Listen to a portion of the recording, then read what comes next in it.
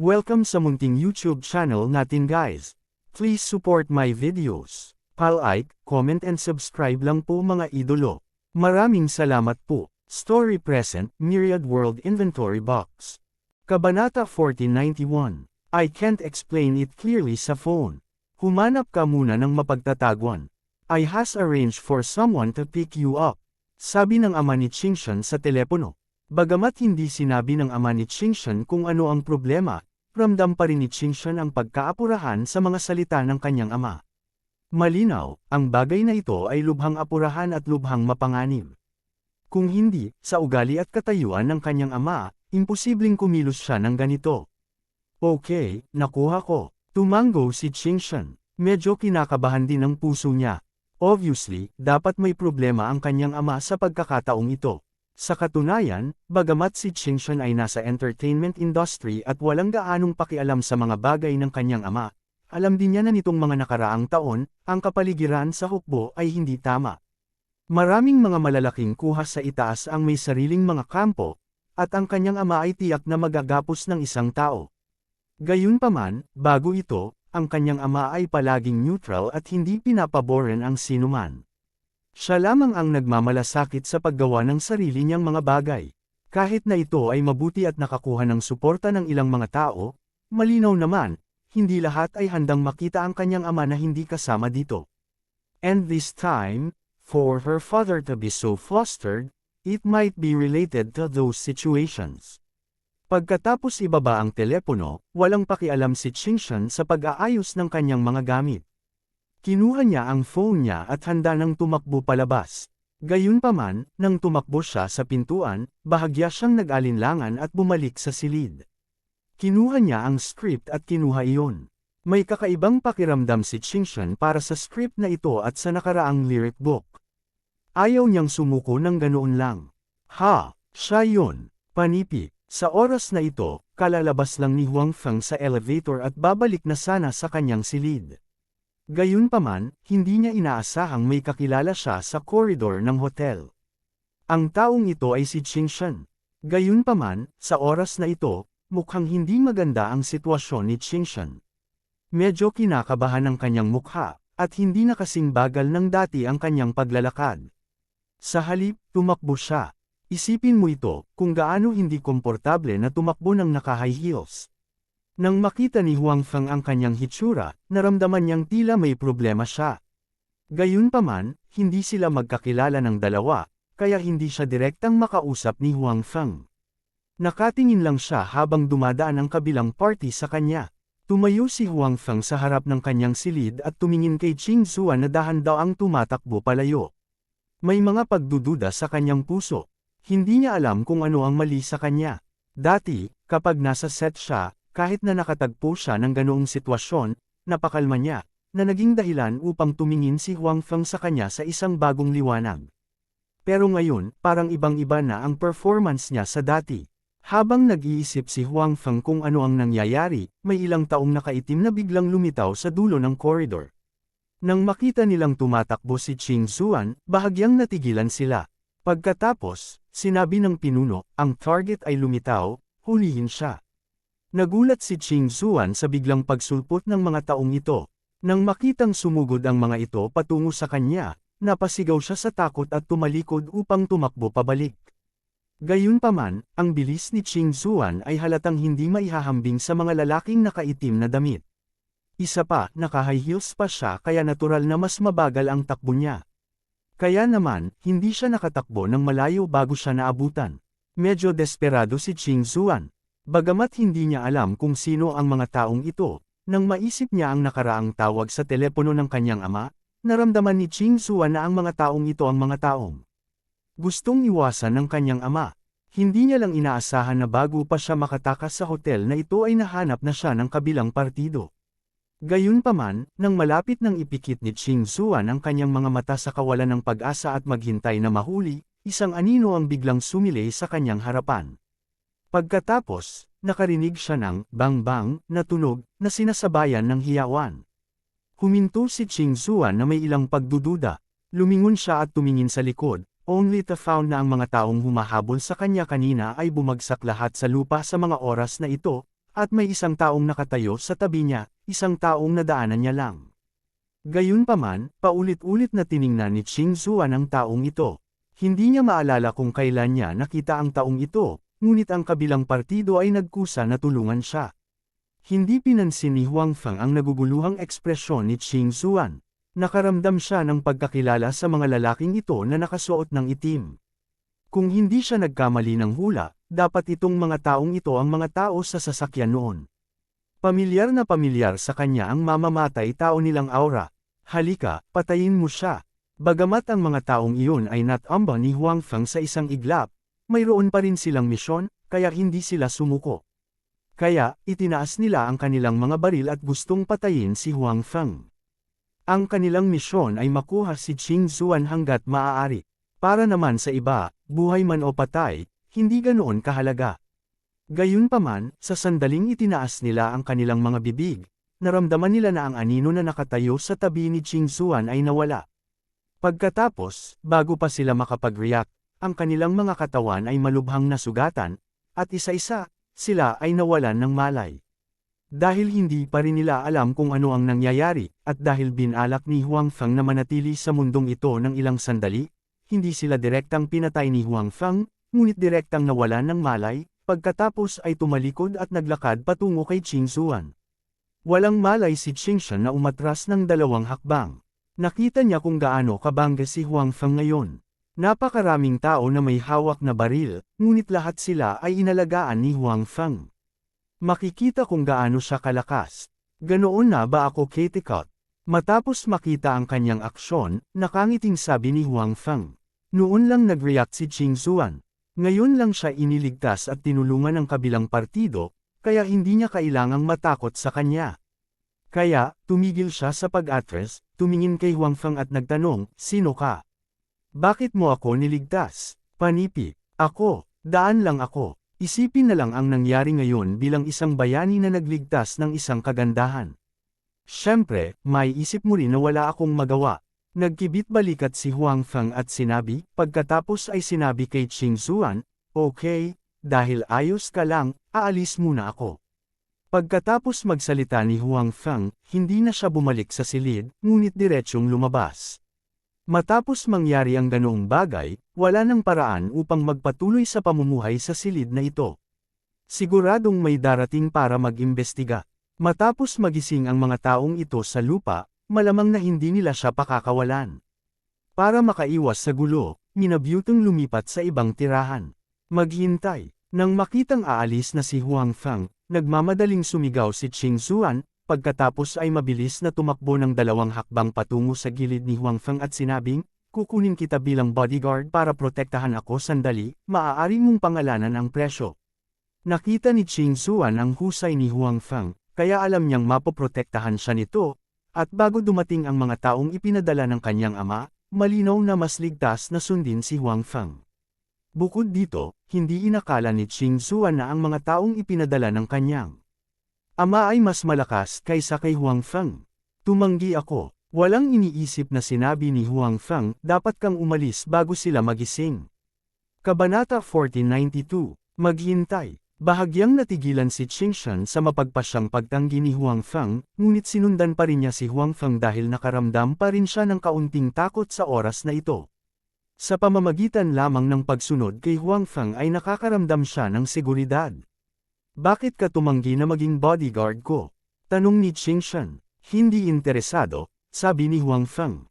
"Maaari kitang bigyan ng maraming pera," sabi ni Ching Shan. Hindi niya kilala si Huang Feng at hindi niya alam kung ano ang kailangan nito, kaya pera lang ang magagamit niya para malutas ito. "Hindi ako nagkukulang ng pera," sabi ni Huang Feng. Kinagat ni Ching Shan ang kanyang mga ngipin at sinabi kay Huang Feng na may kahabag-habag na mukha, "Tulungan mo ako, takot na takot ako ngayon. Hindi ako nahuli ng mga taong ito sa pagkakataong ito, kaya tiyak na hindi sila susuko. Nailigtas mo na ako minsan, kaya mo bang makitang mahuli ako? Hanggat hindi ka mahuhuli sa harapan ko," sabi ni Huang Feng. Gayunpaman, bagamat sinabi niya iyon, talagang ayaw ni Huang Feng na makita si Ching Shan na mahuli ng mga taong iyon. Bagamat hindi niya alam ang kanilang tiyak na layunin, tiyak na hindi ito isang magandang bagay. Walang sinabi si Qing Zuan. Nakatingin lang siya kay Huang Feng na may luha sa kanyang mga mata. Siya ay may kaawa-awa na ekspresyon sa kanyang mukha, tulad ng isang inabandunang ang gala. Ibang-iba ito sa malamig at walang malasakit na tingin na nakita ni Huang Feng sa set. Karapat-dapat na tawaging acting master. Lihim na sinabi ni Huang Feng. Ang kabilang partido ay orihinal na napakalamig at eleganteng. Napakalamig at matikas na babae, at sa nakakaawang ekspresyon, hindi ito matatanggap ng maraming lalaki. Nag-alinlangan din si Huang Feng sa kanyang puso. Sa oras na ito, nagkataon lang na nakita niya ang script sa kamay ni Qingshan. Si Huang Feng ay pamilyar din sa script na iyon. Inihanda niya ito at inilagay sa storage box. Nang maglaon, ito ay pinalitan. Dapat nasa kamay ni Qingshan. Gayunpaman, hindi inaasahan ni Huang Feng na talagang dadalhin ni Qingshan ang script na ito sa mapanganib na sandaling ito. Kung tutusin, may kinalaman sa akin. Hindi ko kayang panuurin ka lang na mamatay. Nag-isip si Huang Feng sa kanyang puso, at pagkatapos ay sinabi kay Qingshan, "Bueno, maaari mo akong sundan sa panahong ito." "Magaling, salamat." Agad na binago ni Qingshan ang kanyang ekspresyon at masayang sinabi. Hindi napigilan ni Huang Feng na mapabuntong hininga. Ang bilis talaga ng pagbabago ng ekspresyon niya, karapat-dapat na tawaging acting master. Gayunpaman, hindi mo ako masusundan palagi ng ganito, di ba? Nasaan ang pamilya mo? Sabi ni Huang Feng habang naglalakad. Nag-ayos na ang tatay ko na may susando sa akin. Pagdating nila, aalis na ako, sabi ni Qingshan. Tumango si Huang Feng, pagkatapos ay nagtanong, ano ang problema ng mga taong iyon? Hindi ko alam. Umiling si Qingshan at sinabing, nakatanggap ako ng tawag mula sa aking ama na nagsasabi sa akin na magtago. Pagkalabas ko sa silid, nakilala ko ang mga taong ito. Hindi ko pa rin alam kung sino sila at kung bakit nila ako gustong hulihin. Pagkatapos ay tawagan ng iyong ama at tanungin siya kung ano ang nangyayari, sabi ni Huang Feng. Hindi siya makatakbo na parang walang ulo. Oo, sagot ni Qingshan. Pagkatapos nito, tinawagan niya ang kanyang ama, ngunit ang tawag ay hindi konektado. Hindi ako makalusot, sabi ni Qingshan. Kalimutan mo na, umalis muna tayo sa lugar na ito. Mamaya ko na kukontakan ang tatay mo, sabi ni Huang Feng. Okay, binalak ni Qingshan na sundan si Huang Feng hanggang sa dumating ang mga taong ipinadala ng kanyang ama. Sa makatuwid, natural na hindi siya tatutol sa pagsasaayos ni Huang Feng. Bukod dito, hindi niya alam kung bakit, ngunit nang makita ni Qingshan si Huang Feng, nagkaroon siya ng hindi maipaliwanag na pakiramdam ng pagtitiwala. Kung hindi siya aalis kasama ang isang taong hindi niya gaanong kakilala, kahit na iniligtas siya ng taong ito. Alam niya ang mga panganib ng lipunang ito. Maaaring hindi talaga gustong tulungan ka ng mga taong tumutulong sa iyo. Marahil ay kumikilos lamang sila para sa isang mas malaking layunin. Gayunpaman, para kay Huang Feng, hindi niya alam kung bakit, ngunit naramdaman ni Qingshan na siya ay mapagkakatiwalaan, kaya pinilit niyang sundan si Huang Feng. Bumaba ang dalawa at diretsyong umalis nang hindi dumaan sa mga formalidad. Naniniwala silang malapit nang malaman ng mga tao sa hotel ang nangyari sa itaas. Sa oras na iyon, napakahirap para sa kanila na madaling umalis. Kalalabas lang ni Huang Feng sa hotel nang makita niyang muli ang dalawang sasakyan. Sa oras na ito, ang dalawang kotse ay mas malapit sa hotel. Nang ilabas ni Huang Feng si Qingshan sa hotel, bigla siyang nakaramdam ng panganib. Niyakap ni Huang Feng si Qingshan at umiwas sa gilid. Medyo nalito si Qingshan. Hindi niya alam kung bakit biglang ginawa ito ni Huang Feng. Gusto ba niyang samantalahin siya? Gayunpaman, bago pa lumalim ang kaisipang ito sa isipan ni Qingshan, nakarinig siya ng putok na tunog. Diretsyong nabasag ang glass door ng hotel sa likod nila. Agad na naunawaan ni Qingshan ang nangyayari. Wala siyang pakialam sa anumang bagay at ibinaon ang kanyang ulo sa mga bisig ni Huang Feng. Nahanap kita. Agad na nakita ni Huang Feng ang kinaroroonan ng taong nagpaputok ng baril. Nasa isang kwarto iyon sa tapat ng hotel.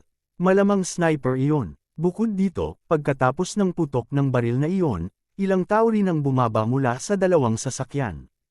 Lahat sila ay may mga baril sa kanilang mga kamay at sumugod kay Huang Feng at Qingshan. Ang mga taong ito ay naiwan lahat sa sasakyan upang magbigay ng suporta. Sa huli, hindi nila nakuha ang kanilang mga kasama, ngunit natagpuan nila si Qingshan. Bagamat hindi nila kilala si Huang Feng, sa oras na ito, naglalakad siya kasama si Qingshan, kaya natural na walang magandang impresyon sa kanya ang mga taong iyon. Matapos buhati ni Huang Feng si Qingshan at tumalon ng ilang beses, nawala na sila sa paningin ng mga taong iyon. Hindi binalak ni Huang Feng na lingunin sila, ngunit direktang umalis kasama si Qingshan. Kung tutuusin, dala-dala niya ngayon si Qingshan, kaya hindi ito masyadong maginhawa. Isa pa, tulala pa rin siya at hindi alam kung ano ang nangyayari. Ang mga taong iyon ay halatang ayaw paalisin sina Huang Feng at Qingshan. Pagkaalis ni Huang Feng kasama si Qingshan, nagsimula silang maghanap sa paligid.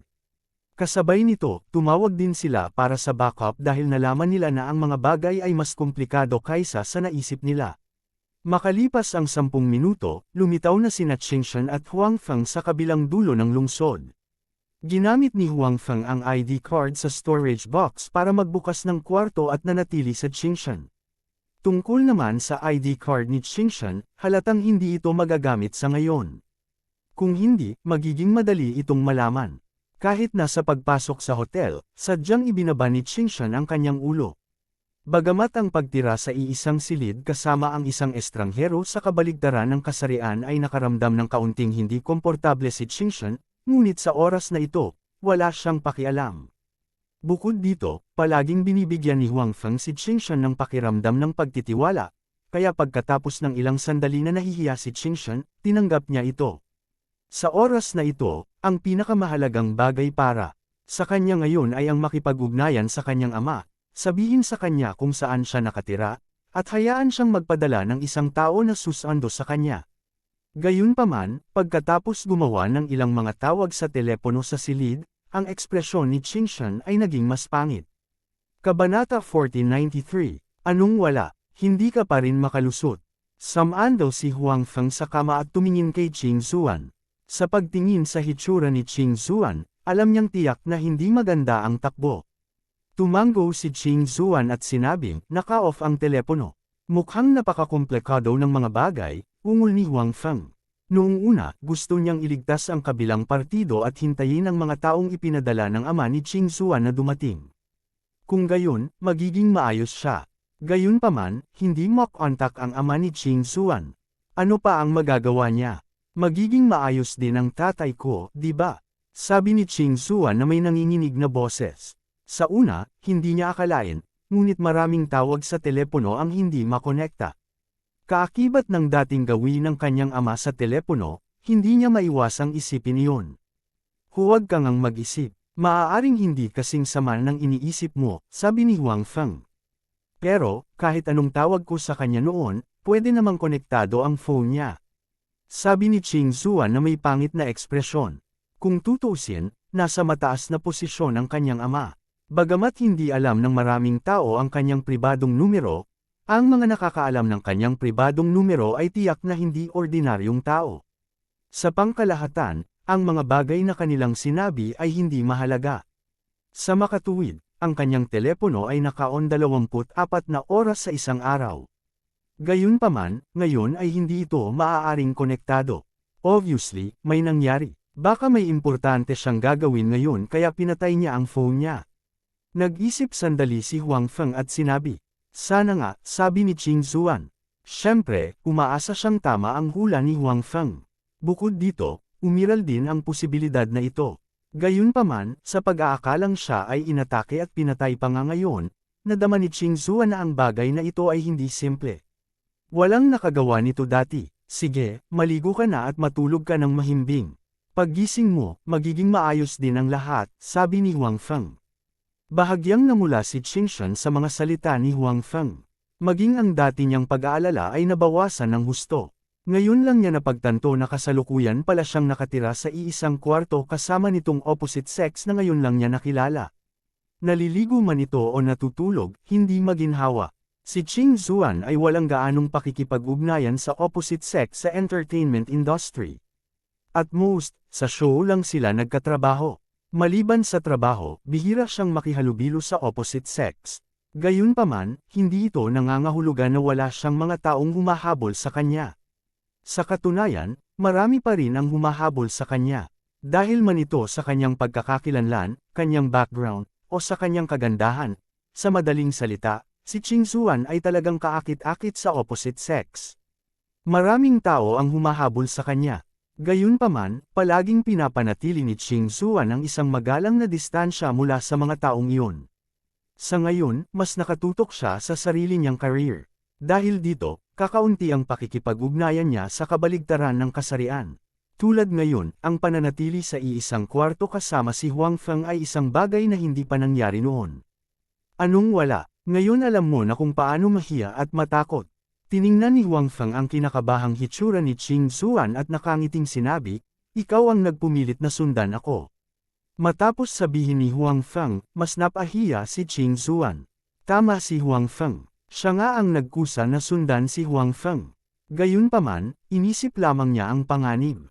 Noon at nakalimutan niya ang abala na makasama si Huang Feng.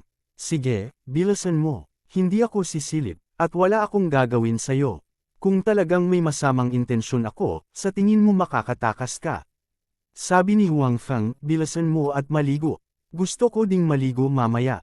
Kung ganoon mauna na ako." Narinig ni Ching Zuan ang mga salita ni Huang Feng at nadama na ito ay makatwiran. Nakita niya ang kakayahan ni Huang Feng. Siya ay isang mahinang babae. Kung talagang may masamang intensyon si Huang Feng, hindi niya talaga mapigilan. Sa pag-iisip nito, gamaan ang loob ni Ching Zuan. Dahil pinili niyang sundan si Huang Feng, naniwala siya kay Huang Feng. At saka, paano kung ginawa niyang hindi masaya si Huang Feng at iniwan siya? Kaya, pumunta si Ching Zuan sa banyo para maligo. Si Huang Feng ay nakahiga pa rin sa kama, iniisip ang nangyari ngayong gabi. Makikita na ang pagkakakilanlan ng ama ni Ching Zuan ay hindi dapat pangkaraniwan.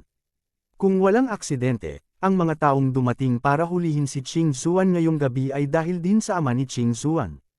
At ang mga taong ito ay naglakas loob na magpaputok sa publiko, malinaw naman, ang kanilang background ay hindi karaniwan. Hindi inaasahan ni Huang Feng na masasangkot siya sa ganoong bagay pagdating niya rito. Nahuli talaga siya. Ang tunog ng tubig ay nagmula sa banyo, na hinahamon ang nerbiyos ni Huang Feng. Hindi lamang napakaganda ni Ching Zuan, ngunit napaka-sexy din ng kanyang figure. Siya ay maaaring maging kaakit-akit sa mga damit. Hindi ba't mas kaakit-akit ang kanyang hitsura na walang damit? Sa kabutihang palad, si Huang Feng ay may maraming kagandahan sa paligid niya, kaya't nagkaroon siya ng malaking pagtutol sa bagay na ito. Hindi siya naging werewolf at pumasok sa banyo. Sa kabilang panig, ang mood ni Ching Zuan ay hindi kalmado sa oras na ito. Pulang-pula ang mukha niya palagi. Iniisip kung paano wala pang 10 metro ang layo ni Huang Feng mula sa kanya, at naliligo siya rito ng hubot-hubad, napahiya siya. Parang nakikita ni Huang Feng ang kanyang kasalukuyang anyo sa pamamagitan ng pinto ng banyo. Natakot si Ching Zuan sa buong proseso ng pagligo. Natatakot siya na biglang sumugod si Huang Feng.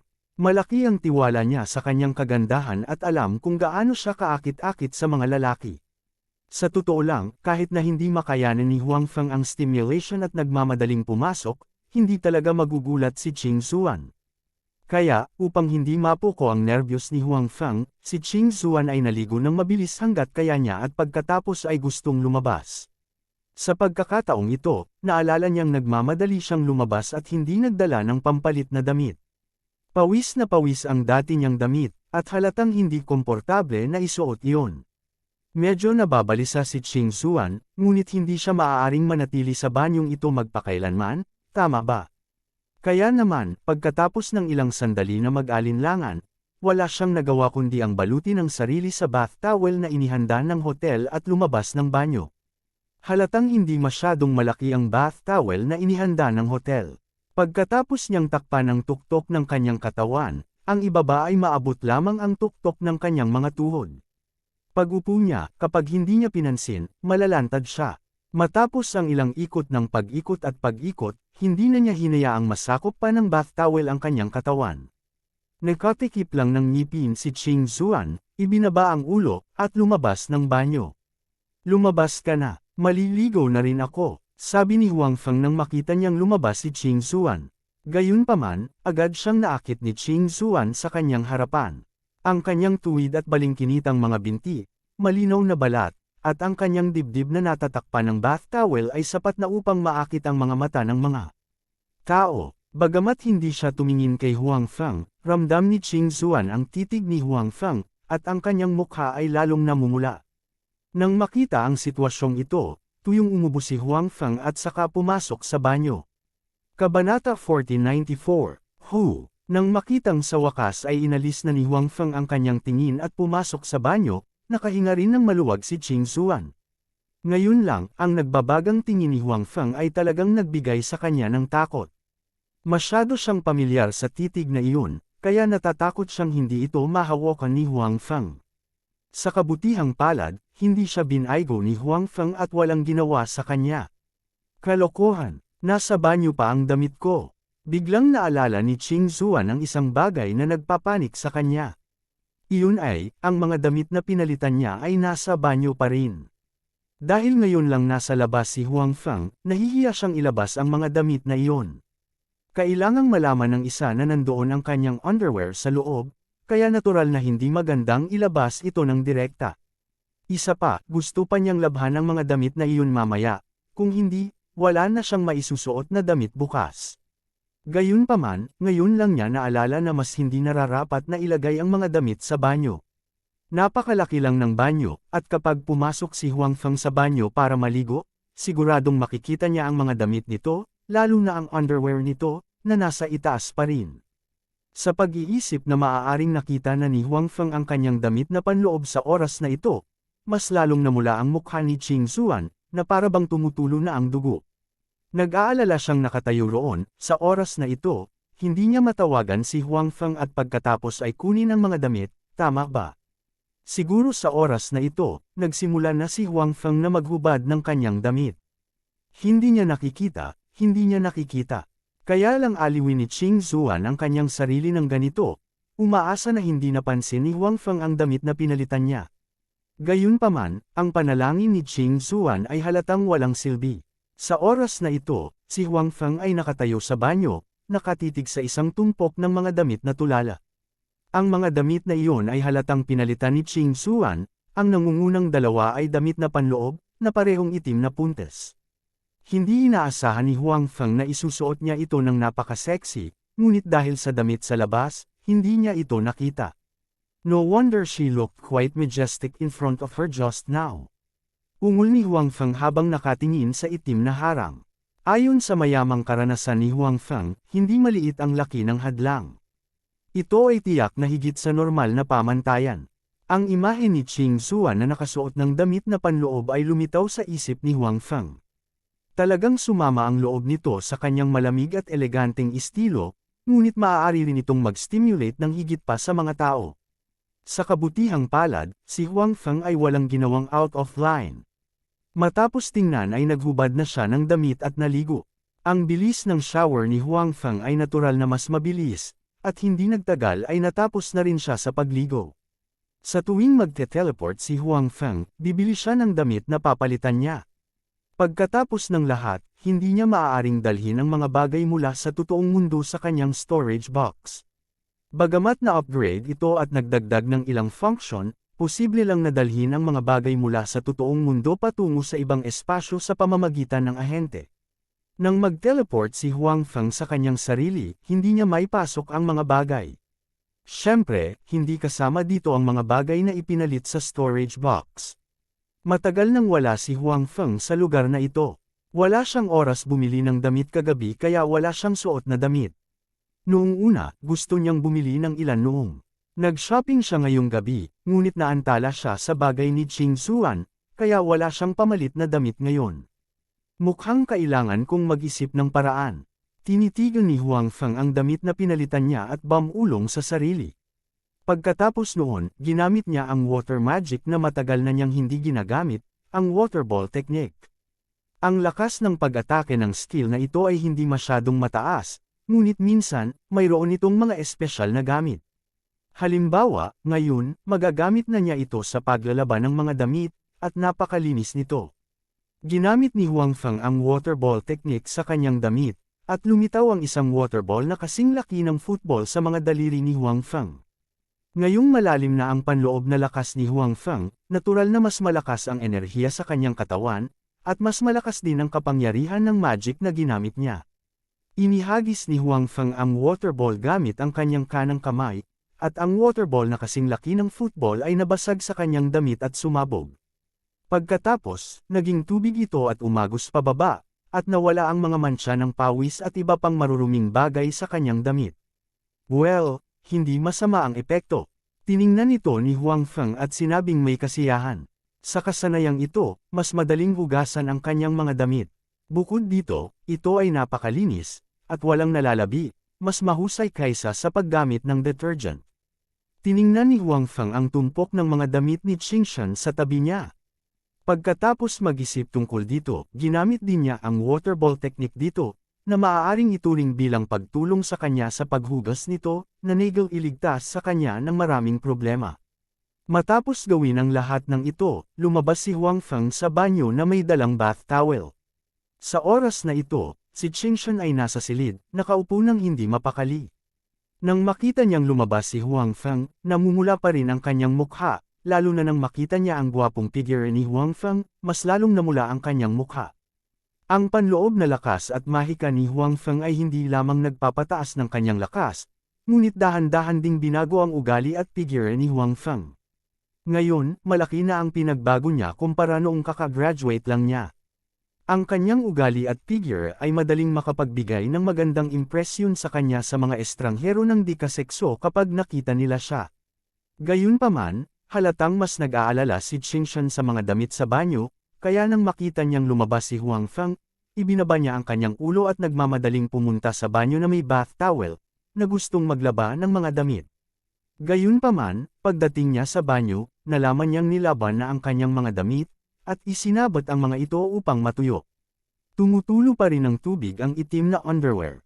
Sa tabi ng damit niya ay may isa pang set ng damit na panlalaki, at sa hindi pag-iisip ay alam na niya kung sino iyon. Nang makita ni Qingshan ang eksenang ito, lalong namula ang kanyang mukha. Kinagat niya ang kanyang mga ngipin at lumabas ng banyo. Sa oras na ito, nakahiga na si Huang Feng sa kama. Anong mali? Nakita ni Huang Feng na may gustong sabihin si Qingshan ngunit tumigil, at tila medyo nagalit. Naglaba ka ba ng damit? Tanong ni Qingshan. Oo, direktang sinabi ni Huang Feng, hindi mo kailangang magpasalamat sa akin. Naglalaba lang ako ng sarili kong damit, kaya nilaban ko rin ang damit mo. Salamat, Big Head Ghost, na hinayaan mong hawakan ang damit ko. Sabi ni Qingshan kay Huang Feng na may pulang mukha.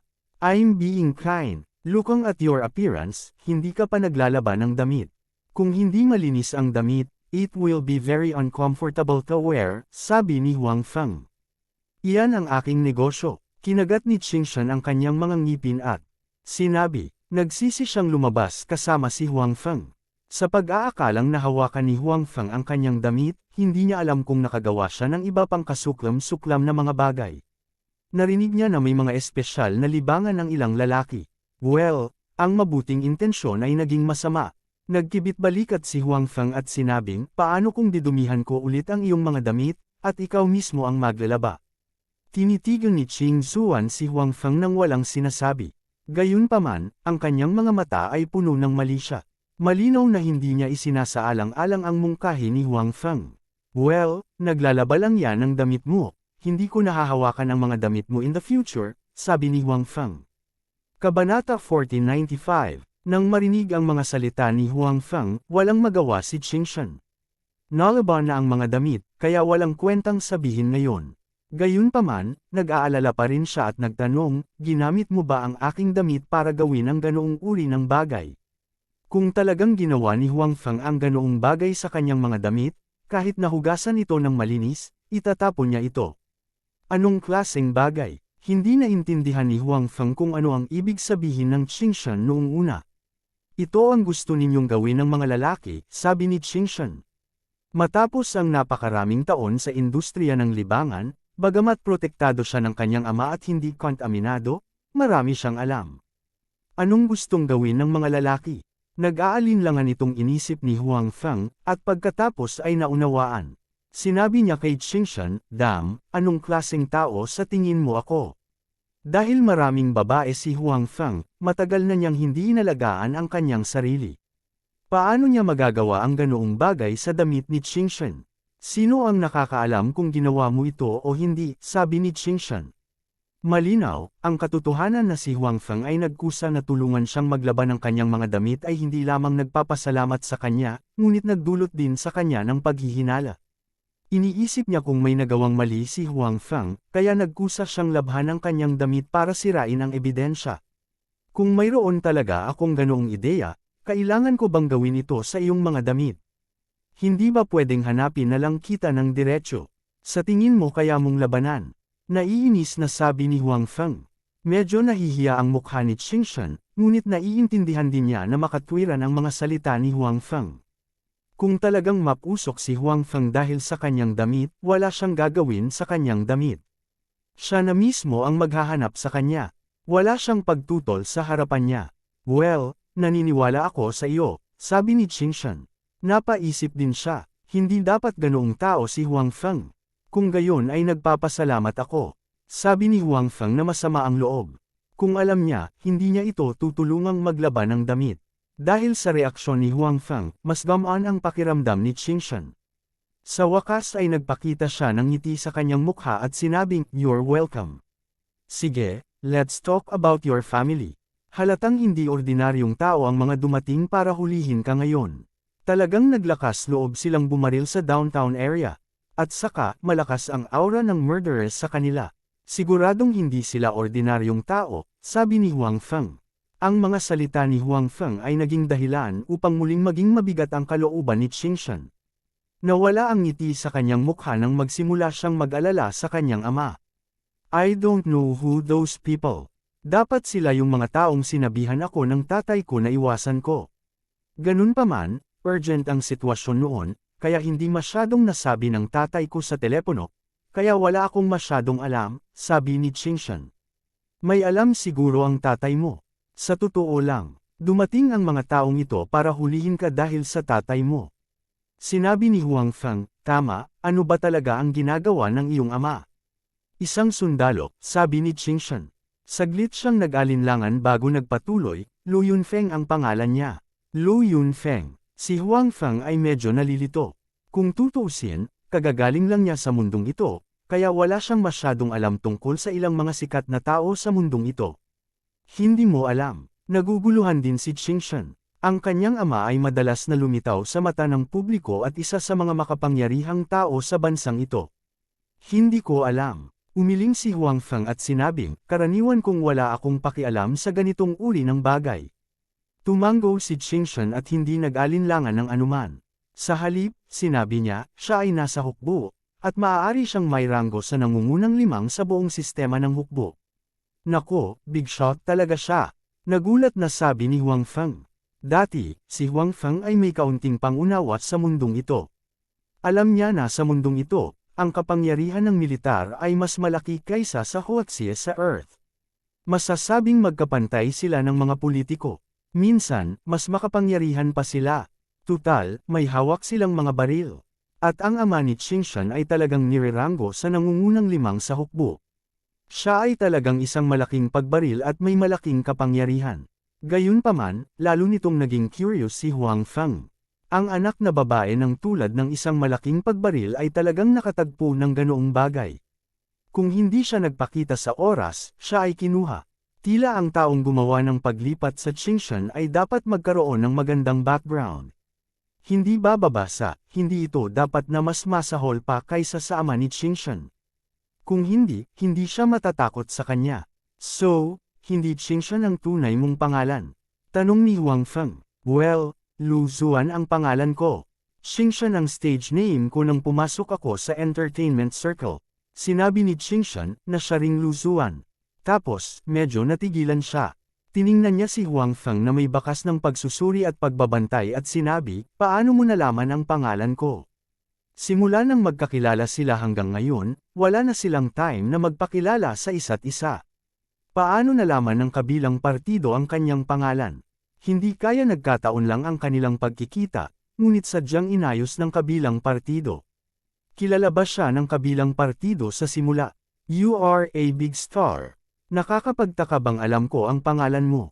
Tumingin si Huang Feng kay Lu Zuan at nagtanong. Oh, tama na. Nakahinga ng maluwag na sabi ni Lu Zuan. Naguguluhan siya. Pagkatapos ng lahat, isa siya sa mga superstar ng Phoenix Feather Country. Normal para kay Huang Feng na makilala siya. Dahil sa nangyari ngayong gabi, pakiramdam niya ay palagi siyang naghihinala at hindi nangangahas na maniwala sa iba. By the way, anong pangalan mo? Hindi ko pa alam ang pangalan mo, sabi ni Lu Zuan. Huang Feng, sabi ni Huang Feng. Huang Feng. Naisip ni Lu Zuan ang pangalang ito at napagtanto na hindi pa niya ito narinig. Malamang hindi niya ito kilala noon. Well, let's continue the previous topic. Napakataas ng status mo. Hindi rin mababawasan ang taong nasa likod ng usaping ito. Mag-ingat tayo, sabi ni Huang Feng. Kahit na ang panloob na lakas ni Huang Feng ay napakalakas ngayon, kung siya ay tambangan, ang kanyang buhay ay nasa panganib pa rin. Siyempre, kung isa itong head-on confrontation, hindi natatakot si Huang Feng sa kanila. Oo, tumango si Lu Zuan at pagkatapos ay sinabi na may nag-aalalang mukha, hindi ko alam kung kumusta ang aking ama. Hindi pa siya naging ganito dati. Don't worry, we will go and ask for information tomorrow.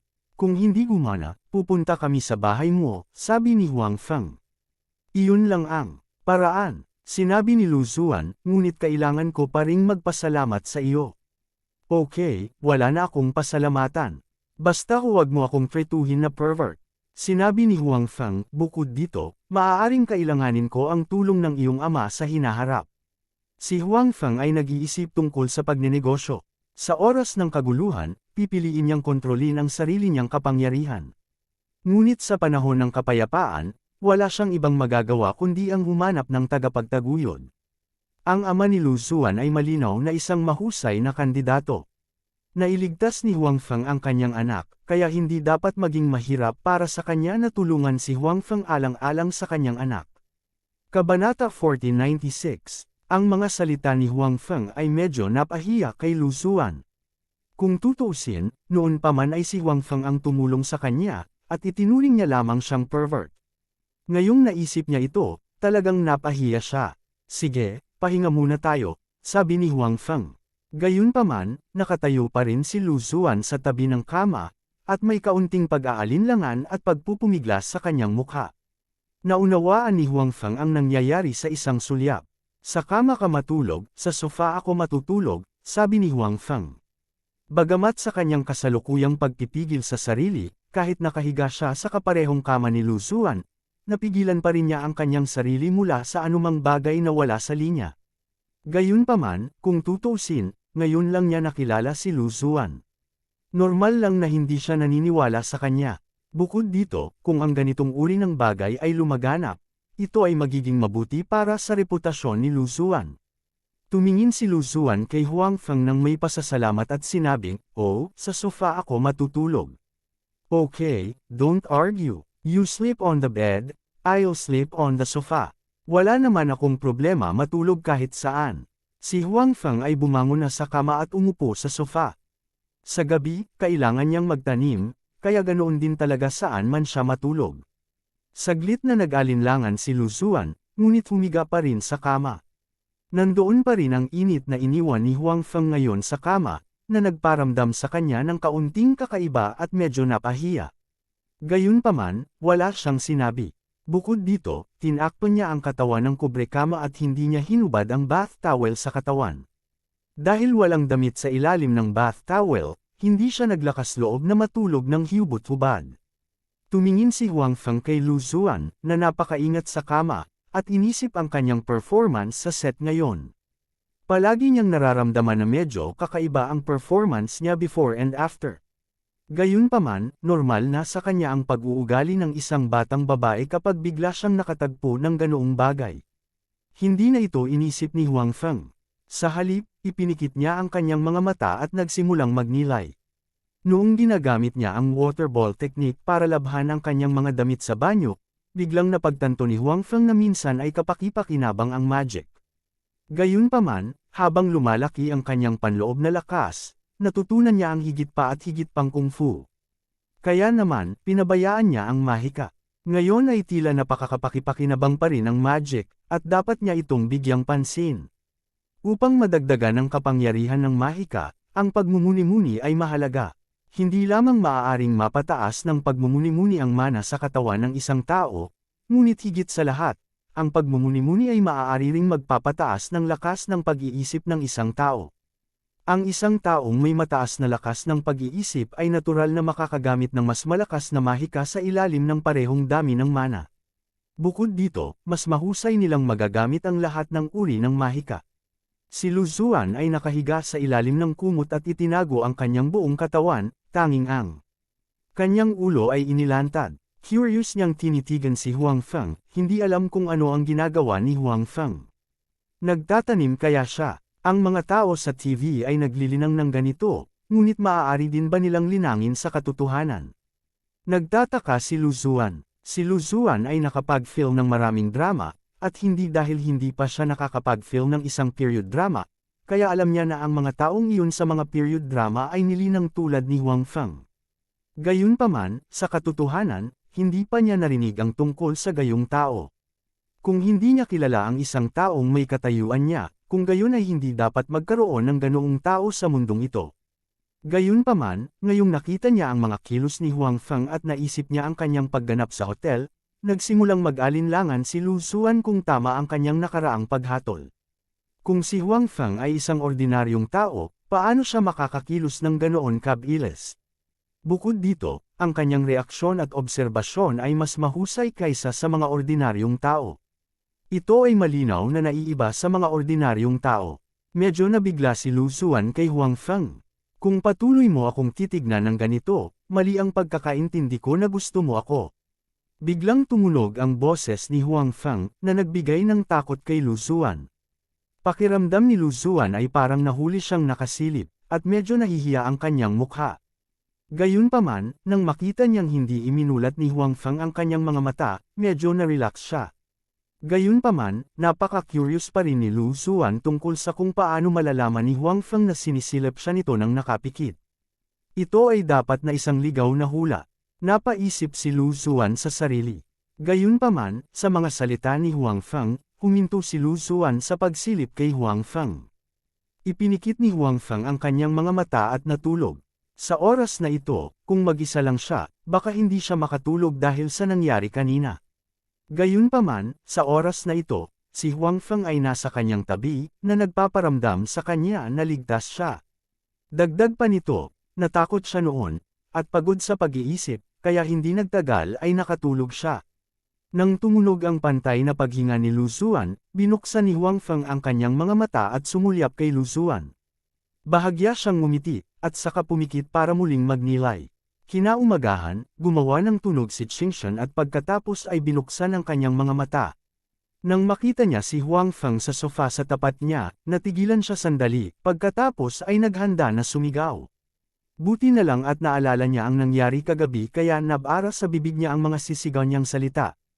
Akala ko tatawag ka para humingi ng tulong. Nakangiting sabi ni Huang Feng. Nagising na siya mula sa kanyang pagmumuni-muni. Medyo napahiya si Lu Zuan. Nung ngayon lang siya nagising ay medyo magulo pa rin ang isip niya. Nang makita niyang may lalaki talaga sa kwarto niya, laking gulat niya. Sa kabutihang palad, naalala niya ang nangyari kagabi, at naalala rin niya si Huang Feng. Huwag kang mataranta, may nagsabi ba sa'yo na napakakulit mo kapag natutulog ka sa gabi? Sabi ni Huang Feng. Anong ibig mong sabihin? Tumingin si Lu Zuan kay Huang Feng nang may pagdududa. Itinuro ni Huang Feng ang katawan ni Lu Zuan. Ibinaba ni Lu Zuan ang kanyang ulo sa pagkalito, at agad na natigilan. Pagkatapos, ang kanyang mukha ay mabilis na naging pula mula sa puti, at pagkatapos ay naging madilim na pula. Isang sigaw ang bumalot sa katahimikan ng umaga. Ang matalas na boses na iyon ay nagpaisip kay Huang Feng kung nag-practice din si Lu Zuan ng Lion's Roar technique. Ang lakas ng sigaw na ito ay hindi gaanong nakakasira sa eardrum ng isang tao kaysa sa Lion's Roar technique. Sa oras na ito, hinayla ni Lu Zuan ang kumot sa gulat at tinakpan ang sarili. Sa pagkakataong ito, tinakpan pa niya ang kanyang ulo dahil wala talaga siyang mukha para makita si Huang Feng. Sige, huwag ka nang magtago. Bumangon ka na at magbihis ka na. Nakita ko na ang kailangan kong makita, sabi ni Huang Feng kay Lu Zuan. Hindi siya nagsinungaling at sinabing wala siyang nakita, dahil kahit sabihin niya iyon, hindi siya maniniwala ni Lu Zuan. Napakakulit pala ni Lu Zuan kapag natutulog sa gabi. Matagal na niyang sinipa ang kumot, at nalaglag din sa gilid ang tuwalya sa katawan dahil sa pagkakagulong. Sa madaling salita, buong gabi siyang natutulog ng hubot-hubad. Hindi ito makita ni Huang Feng kahit na gusto niya. Sobrang lapit ng dalawa sa isa't isa. Siyempre, si Huang Feng ay maaaring magpanggap na patuloy na nagmumuni-muni, ngunit kahit na siya ay magpanggap, si Lu Zuan ay hindi tiyak na maniniwala sa kanya. Higit pa rito, naisip ni Lu Zuan na siya ay isang pervert kahapon, kaya maaari siyang maghiganti sa kanya ng kaunti. Ang mga salita ni Huang Feng ay lalong nagpapula sa mukha ni Lu Zuan. Nakabaon ang ulo niya sa kumot habang sumisigaw ng malakas, "Ayoko nang mabuhay, ayoko nang mabuhay, nakakahiya." Kabanata 1497. Hindi naghinala si Lu Zuan na si Huang Feng ang nagtaas ng kumot sa kanyang katawan, at si Huang Feng ang naghubad ng tuwalya, dahil alam niyang nakaugalian na niyang sumipa ng kumot kapag siya ay natutulog mula pa noong siya ay bata pa.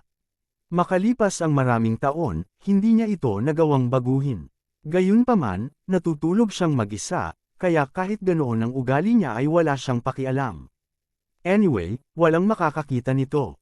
Ngunit kagabi, nakalimutan niya ang kanyang masamang ugali, kaya siya ay ganap na tumambad sa harap ni Huang Feng. "Beauty, nasaan ang lamig mo?" Nakangiting sabi ni Huang Feng. Alam niya na ayaw talagang mamatay ni Lu Zuan, ngunit siya ay masyadong nahihiya, kaya wala siyang pakialam. At ang napakalamig na dilag ay biglang nagmukhang isang batang babae, na nagparamdam kay Huang Feng na medyo nakakatawa. "Tatawa-tawa ka pa, bastard ka." Inilantad ni Lu Zuan ang kanyang ulo at mabangis na tinitigan si Huang Feng. "Ano ang kinalaman nito sa akin?" Kay-no-senting sinabi ni Huang Feng, "Ganyan kaganda ang nakahandusay sa harap ko. Hangang-hanga na ako sa aking pagpipigil sa sarili dahil hindi na ako gumawa ng anumang bagay na mas marahas. Ano pa ang gusto mong gawin ko? Nagsasalita ka pa," galit na sabi ni Lu Zuan. Gayunpaman, kahit na galit si Lu Zuan, hinahangaan pa rin niya ang pagpipigil sa sarili ni Huang Feng. Siyempre, alam niya ang alindog niya. Sa huli, siya ang nagkusa na maging hubad sa harap ni Huang Feng, at si Huang Feng ay hindi gumawa ng anumang bagay na karahasan. Ito ay talagang hindi masama. Okay, I won't talk about it. Tutulungan kita sa pagkuha ng mga damit. Ikan-away ni Huang Feng ang kanyang kamay at sinabi. Pagkatapos nito, inilabas niya ang tuyong damit sa banyo at ibinigay kay Lu Zuan. "Tumalikod ka," sabi ni Lu Zuan. "Parang hindi ko pa nakikita." Bamulong si Huang Feng, ngunit nang makita niya ang nakamamatay na mga mata ni Lu Zuan, masunurin siyang tumalikod. Bagamat hindi malakas ang boses ni Huang Feng, malinaw itong narinig ni Lu Zuan. Lalong namula ang kanyang mukha at gusto niyang sipain si Huang Feng. Gayunpaman, alam niya na maaari lamang niyang isipin ang tungkol dito. Nakasuot lang siya ng damit na pulang-pula ang mukha. Naisip ni Lu Zuan ang nangyari kahapon habang sinusuot niya ang kanyang damit. Habang iniisip niya iyon, lalo siyang nakaramdam ng mali. Una, pinadalhan siya ng kanyang ama ng hindi malinaw na mensahe, at pagkatapos ay hindi niya ito makontak. Pagkatapos, sinundan niya si Huang Feng. Hindi lang underwear ang nakita niya, kundi nakita pa niya ang hubad na katawan nito sa gabi. Hindi pa siya nagkaroon ng anumang intimate contact sa isang lalaki sa kanyang buhay. Nandoon pa rin ang first love at first kiss niya, pero sa huli, na-encounter niya ang ganoong bagay. Paanong hindi siya nakakaramdam ng mali? Ang pangunahing punto ay hindi niya masisisi si Huang Feng sa mga bagay na ito. Siya ang gustong sumunod kay Huang Feng. Siya rin ang hindi nakatulog ng maayos. Hindi lang niya masisisi si Huang Feng, kailangan pa niya itong pasalamatan. Ito ay nagpadama kay Lu Zuan na lalo pang nagkasala. Iniisip ang mga hinaing na dinanas niya at nag-aalala tungkol sa kanyang ama. Sa wakas ay hindi napigilan ni Lu Zuan na umiyak. "Hoy, hey, ano bang nangyayari sa'yo? Bakit ka umiiyak?" Narinig ni Huang Feng ang pag-iyak ni Lu Zuan at nag-aalalang nagtanong. Dahil ba ito sa nangyari noon? Kung alam niyang magiging ganito, nagpanggap siyang nagpatuloy sa pagmumuni-muni at hindi nagpapalam. "It's none of your business." Sinabi ni Lu Zuan kay Huang Feng, ngunit ang kanyang pag-iyak ay lumakas at lumakas. Habang mas nagmamalasakit si Huang Feng, lalo siyang nakaramdam ng mali. Kasalanan ko, dapat hindi na kita tinignan. Pwede bang tumigil ka na sa pag-iyak? Sa pagharap sa pag-iyak ng isang babae, naramdaman ni Huang Feng na wala siyang gaanong lakas upang labanan, kaya maaari lamang siyang humingi ng tawad. Gayunpaman, ayos lang kung hindi sinabi ni Huang Feng. Sa sandaling sinabi niya ito, mas lalo pang umiyak si Lu Zuan at lumakas ang boses niya.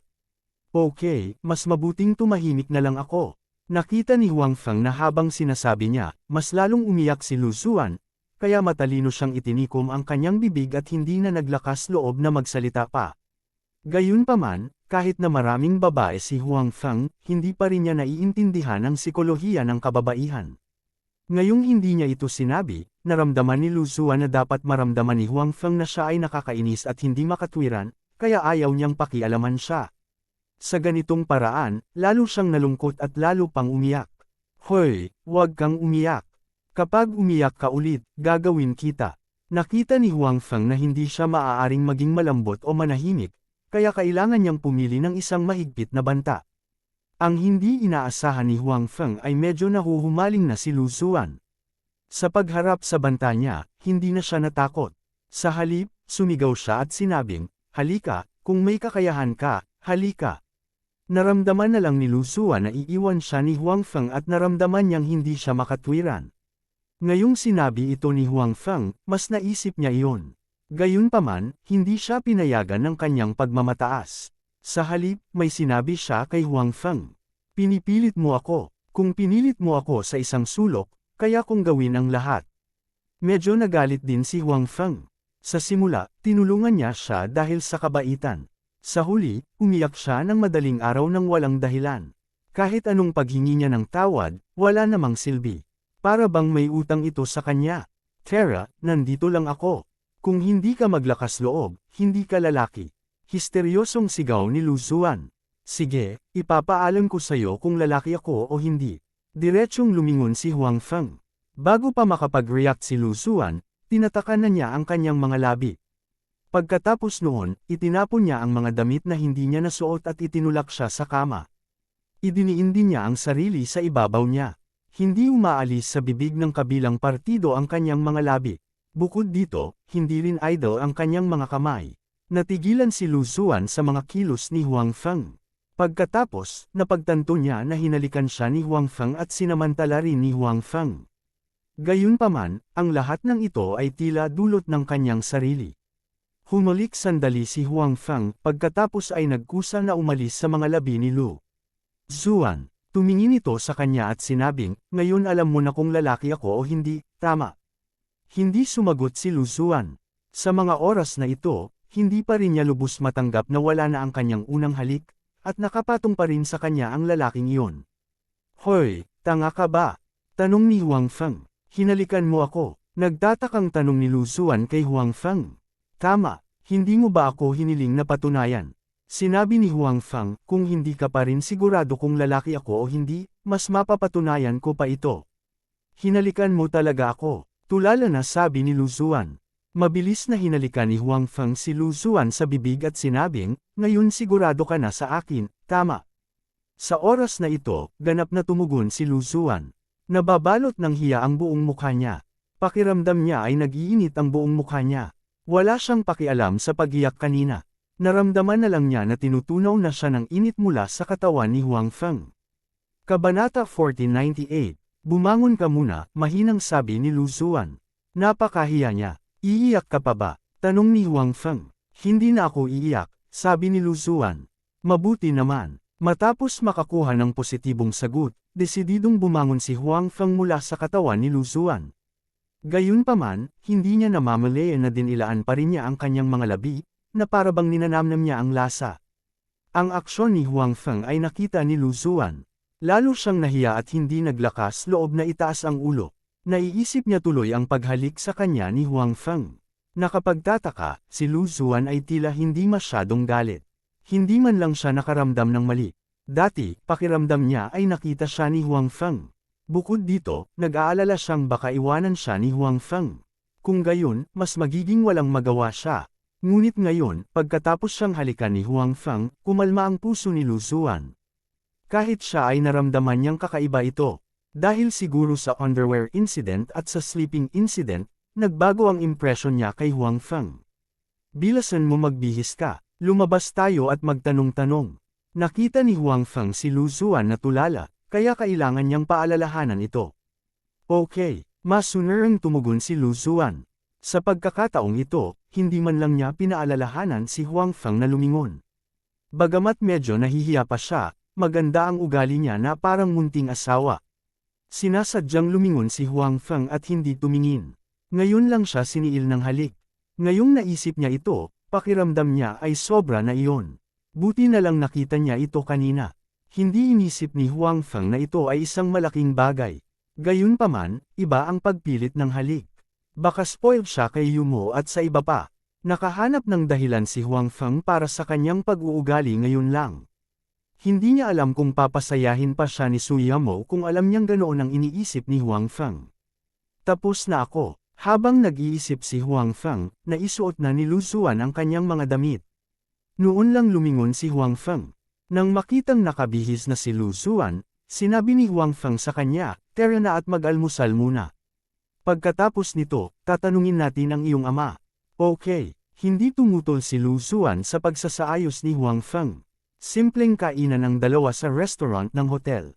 Nagtanong din si Huang Feng sa paligid. May nagsuri sa listahan ng bisita kagabi. Gayunpaman, dahil ginamit nila ang ID ni Huang Feng, hindi alam ng mga taong iyon ang pangalan ni Huang Feng.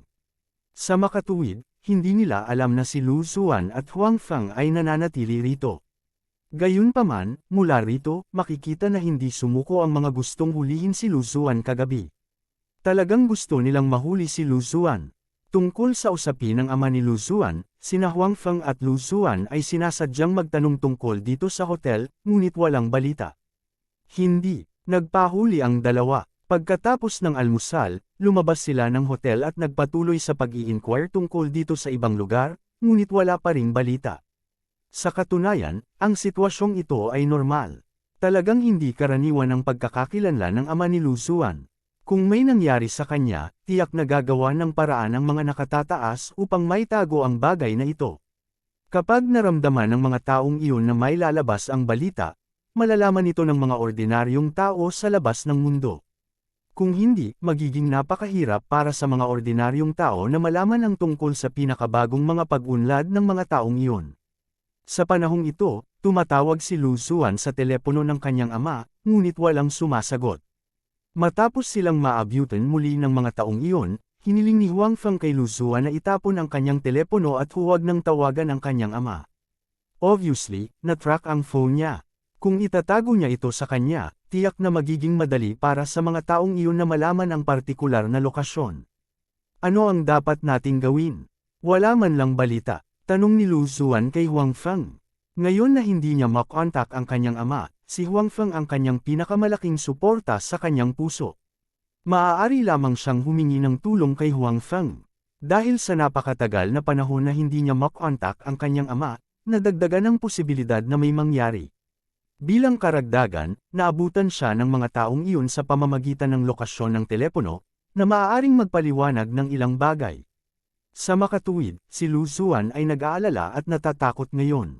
Well, balik muna tayo. Pupunta ako sa bahay mo para tingnan ang gabi.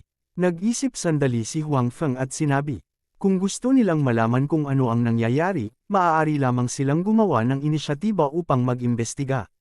Walang silbi ang pagtatanong nila tungkol sa impormasyon sa labas. Pupunta rin ako, sabi ni Lu Zuan. Hindi mo kailangang pumunta. Kung pupunta ka, kailangan pa rin kitang alagaan. Nakakaabala, matapat na sabi ni Huang Feng. Hindi ko kailangan na alagaan mo ako, matigas na sabi ni Lu Zuan. Magpakabait ka, kung hindi, hindi kita tutulungan. Sabi ni Huang Feng na may tuwid na mukha. Oh, tumango si Lu Zuan na may kaunting hinaing. Gayunpaman, alam din niya na si Huang Feng ay nagsasabi ng totoo. Kung pupunta siya, hindi siya makakapagbigay ng anumang tulong kay Huang Feng. Maaari lamang siyang maging pabigat. Mas mabuting manatili sa hotel. Matapos ang isang araw na pamimili, wala silang nakuhang impormasyon. Habang pabalik sa hotel ay nag-isip silang dalawa ng mga damit at bumili ng pampalit na damit bago bumalik sa hotel. Stay in the room and don't go anywhere. Don't open the door kahit sinong kumatok. Unless I come back, naiintindihan mo ba? Sinabi ni Huang Feng kay Lu Zuan.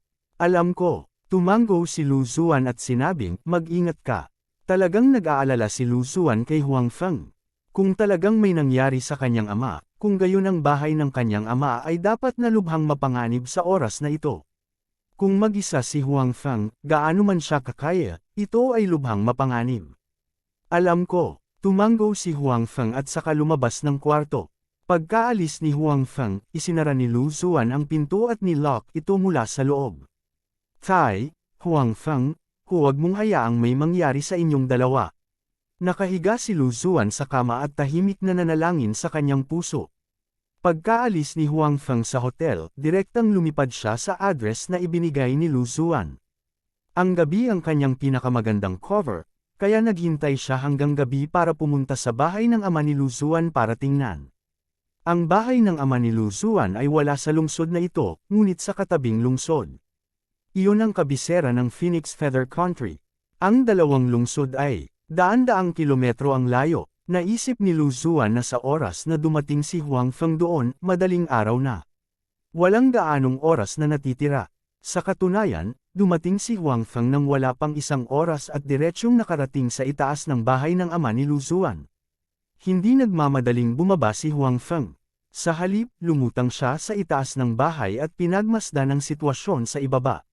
May isang villa sa ibaba, na sumasakop sa isang malaking lugar. Noong nakaraan, sinabi ni Lu Zuan na ang kanyang ina ay isang negosyo, at ang negosyo ay hindi maliit.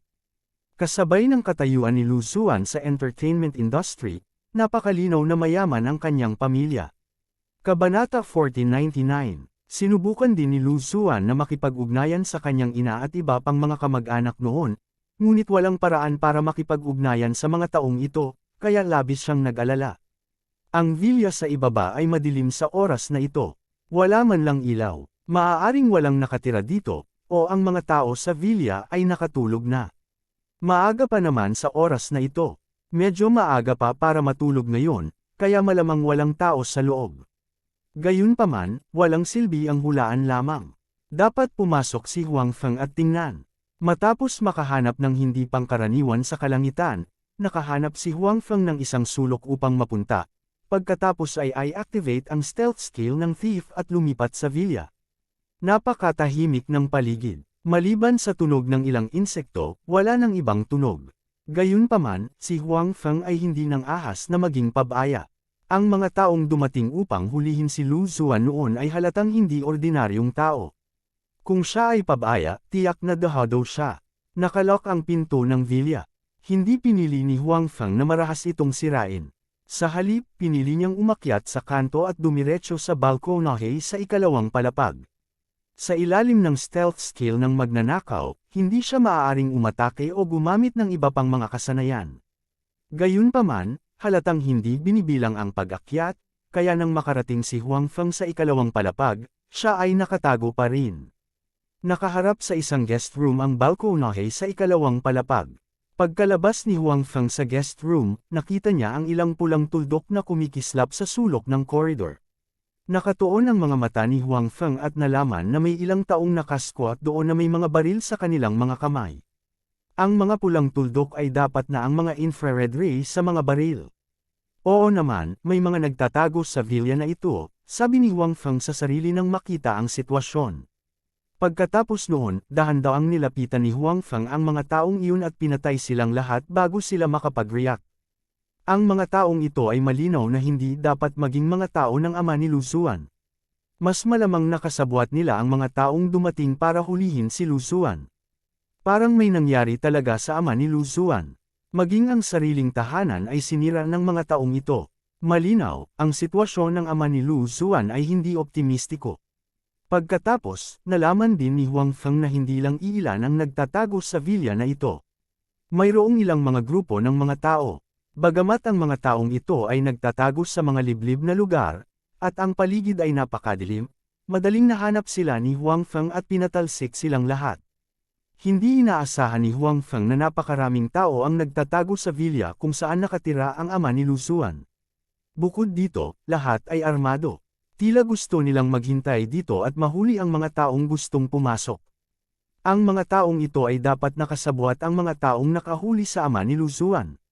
Matapos patalsikan ang mga taong iyon, tumingin si Huang Feng sa paligid ng villa.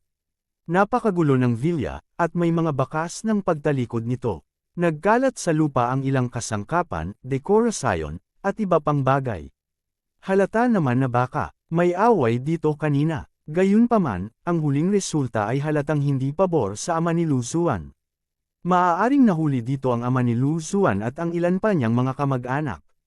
Naglakad-lakad si Huang Feng sa villa at walang nakitang kapaki-pakinabang. Tila kung gusto niyang malaman kung nasaan ang ama ni Lu Xuan, ang lugar na ito ay malinaw na hindi makakapagbigay ng maraming tulong. Walang ibang paraan. Kinailangan ni Huang Feng na gisingin ang isa sa mga taong na-knockout noon. Nais niyang malaman ang isang bagay na kapaki-pakinabang mula sa bibig ng kabilang partido. Tumingin si Huang Feng sa taong kakagising lang at nagtanong, "Sino ka?" "Nasaan si Lu Zifeng?" Panipi. Tinitigan ng taong iyon si Huang Feng at sinabi sa malamig na tono, "Wala akong pakialam kung sino ka. Mas mabuting huwag mong pakialaman ang bagay na ito." "Hoy, pinagbabantaan mo ako."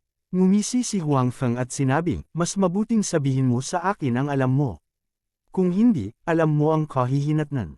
Anong magagawa ko kung sasabihin ko sa iyo? May iligtas mo pa ba si Lu Zifeng?" Ang taong iyon ay tumingin pa rin kay Huang Feng nang walang pakialam. Walang takot sa kamatayan sa kanyang mukha. "May iligtas ko man siya o hindi ay ang negosyo ko. Hindi mo kailangang mag-alala tungkol dito," sabi ni Huang Feng. Gayunpaman, ipinaliwanag din ng mga salita ng taong ito na ang ama ni Lu Xuan ay dapat na nadakip ng mga taong ito, o sa halip, ng mga taong nasa likuran niya. Ang mga taong ito ay mga thugs lamang. "Sige, sasabihin ko sa iyo," sabi ng taong iyon. Pagkatapos noon ay bahagyang bamuka ang labi niya na parang may sinasabi. Gayunpaman, ang kanyang boses ay masyadong malambot at hindi ito narinig ni Huang Feng. "Anong sabi mo? Magsalita ng mas malakas at mas malinaw," tanong ni Huang Feng. Ang kanyang katawan ay walang kamalay-malay na nahilig sa kabilang partido, at ang kanyang ulo ay mas mababa pa. Bigla, ang taong iyon ay direktang yamakap kay Huang Feng, at pagkatapos ay malakas na sinabi, "Sabi ko, sabay tayong mamatay." Hindi maganda. Biglang natauhan si Huang Feng at pilit na kumawala sa yakap ng kabilang partido. Tapos, may malakas na pagsabog sa likod niya. Isang alon ng hangin ang umihip, at si Huang Feng ay direktang natangay. Dito napagtanto ni Huang Feng na may mali. Inilabas niya ang enerhiya ng kanyang buong katawan at bumuo ng isang protective layer sa paligid ng kanyang katawan. Kung hindi, hindi siya basta-basta matatinggay. Tingnan mo na lang yung mga taong na-knockout niya. Sa pagsabog kanina lang, patay na yung mga yun. Ubo, ubo, ubo. Napakalakas ng pagsabog kanina. Ang buong villa ay sumabog at gumuho. Si Huang Feng ay walang oras upang lumipad palabas. Siya ay inilibing sa ilalim ng bumabagsak na mga labi. Pagkaraan ng ilang sandali, lumabas siya mula sa mga labi. Sa oras na ito, si Huang Feng ay labis na napahiya. Bagamat hindi siya namatay sa pagsabog ngayon, siya ay malubhang nasugatan. Ang kanyang buong mukha ay mapotla, at ang mga sulok ng kanyang bibig ay patuloy na dumudugo. Maraming sugat sa kanyang katawan, at punit-punit ang kanyang damit. Mukha siyang pulubi. Siyempre, wala siyang pakialam sa mga panlabas na pinsalang ito. Ang pinakamahalagang bagay ay ang alon ng hangin na nabuo ng pagsabog ngayon ay direktang sumabog sa kanyang panloob na mga pinsala. Ngayon lang, hindi siya masyadong malayo sa explosion point. Bukod dito, ang oras upang tumugon ay hindi masyadong marami. Siya ay mapalad na mapanatili ang kanyang buhay. "Damn, these guys are too ruthless. Then don't blame me for not being polite," sabi ni Huang Feng na may malungkot na mukha habang pinapaandar ang enerhiya sa kanyang katawan para pagalingin ang kanyang mga sugat. Ito ang pangalawang pagkakataon na malapit na siyang mamatay.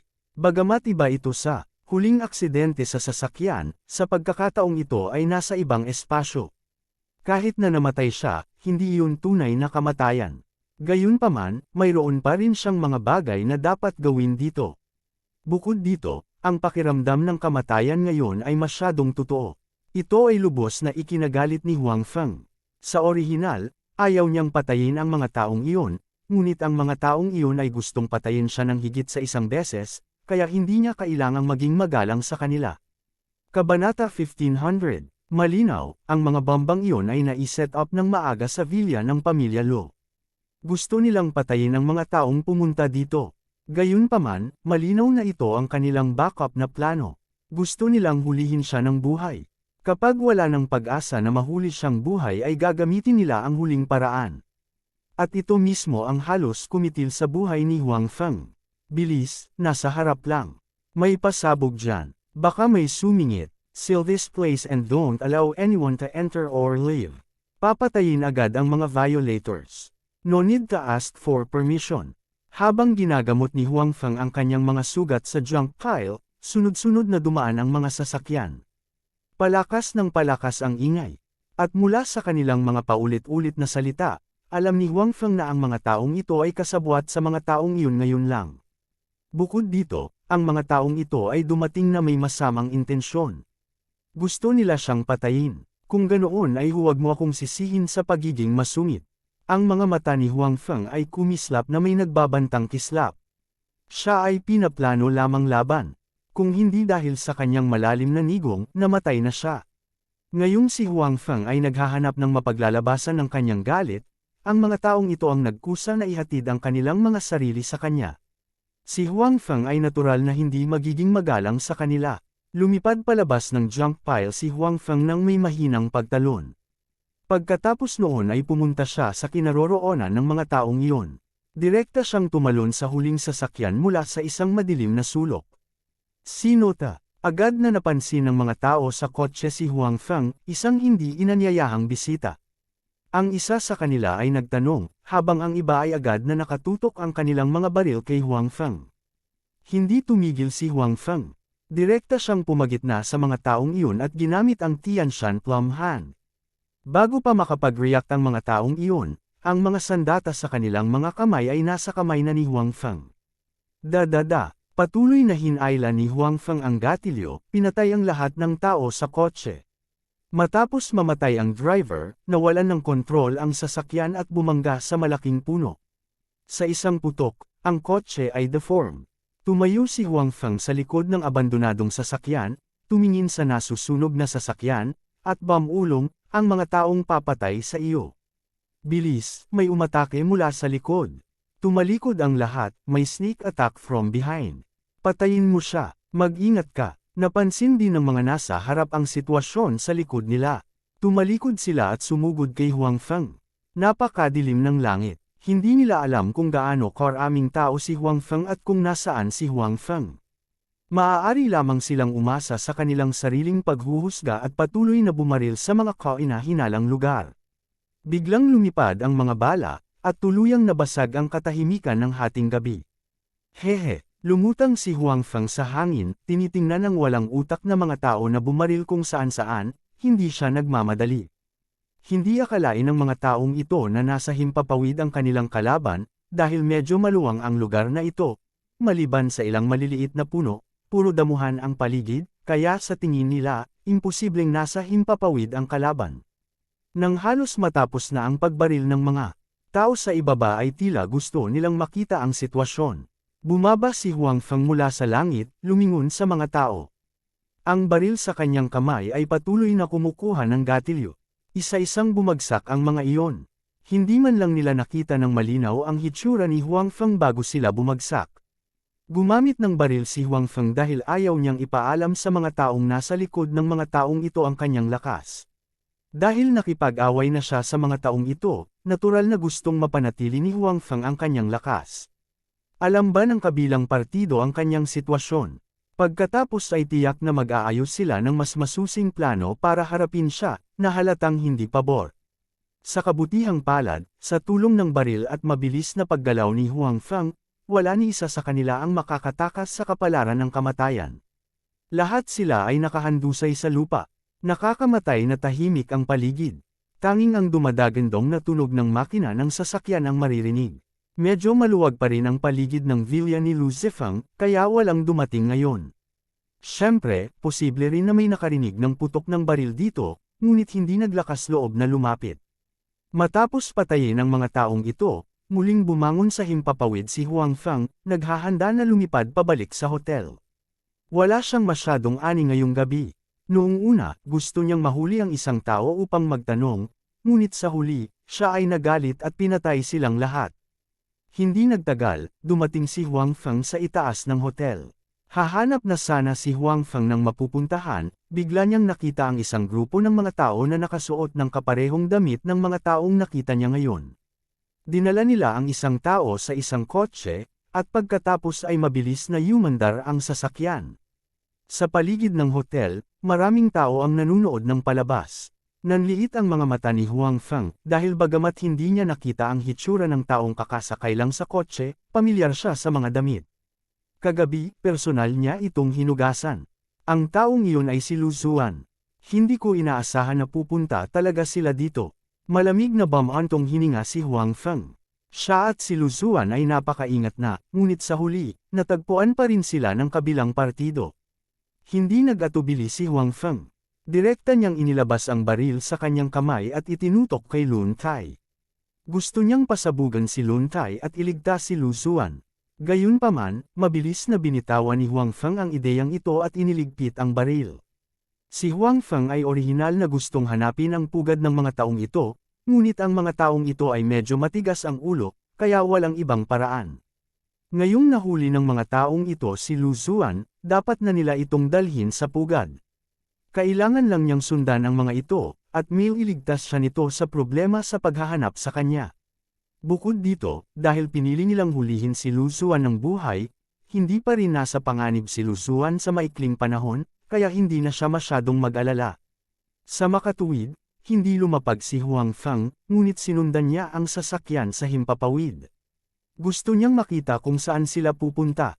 Sa oras na ito, si Lu Zuan ay nakaupo sa kotse na may mukha ng takot. Napapaligiran siya ng walang ekspresyong mga tao na may mga armas. Ang aura ng mga taong ito ay halos kapareho ng mga taong pumunta sa hotel para hulihin siya noong gabing iyon. Hulaan ni Lu Zuan na sila ay isang grupo. Sa orihinal, pagkaalis ni Huang Feng, nilock ni Lu Zuan ang pinto. Ayon kay Huang Feng, kahit sino ang dumating, hindi niya bubuksan ang pinto. Sa huli, pagkaalis ni Huang Feng ng halos 2 oras, may biglang kumatok sa pinto. Tinanong niya kung sino yun at wala man lang planong buksan ang pinto. Pagkatapos, ang mga tao sa labas ay direktang sumisira sa pintuan. Hindi man lang siya nagkaroon ng pagkakataong makatakas at nakita niya ang isang grupo ng mga tao na may mga armas na sumugod. Biglang nakaramdam ng desperada si Lu Zuan. Ngayon, hindi niya makontak ang kanyang ama, at wala si Huang Feng sa kanyang tabi. Paano makakatakas ang isang mahinang babaeng tulad niya sa mga taong ito? Kakailanganin ng maraming oras para pumunta si Huang Feng sa kalapit na lungsod at pabalik. Kahit na ginamit niya ang pinakamabilis na bilis, babalik lang siya bukas. Sa ganitong paraan, nawala ang kanyang pinakamalaking pag-asa. Matapos may sakay sa kotse, sumuko pa si Lu Zuan sa pagpupumiglas. Sa ilalim ng pagkubkob ng mga taong ito, walang silbi kahit gaano pa siya kahirap. Bukod dito, hindi siya naniniwala na ang mga tao sa paligid niya ay magiging katulad ni Huang Feng, na tutulong kapag nakita niya ang kawalan ng katarungan. Sa makatuwid, ang lahat ng mga pakikibaka ay walang saysay.